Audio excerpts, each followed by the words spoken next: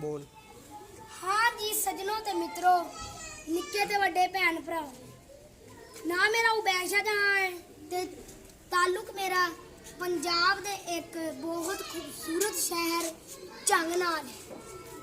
ते प्यार ना मैनू ना लोकी चीमा चीमा कहंदे ने। ये लकब मैनू मेरे भरा ने दिता। ते झंग दी एक होर पहचान दसां, तख्त हजारे दा रांझा ते झंग दी हीर। वेलकम टू स्टेट ऑफ हीर रांझा। यारो बेलियो ते शक्कर दे पेड़ियो, मेरा आज तुहाडे नाल छोटा जिहा तारुफ सीगा ते इंशाअल्लाह आपां कल मिलांगे एक नवे व्लॉग दे विच। अल्लाह हाफिज।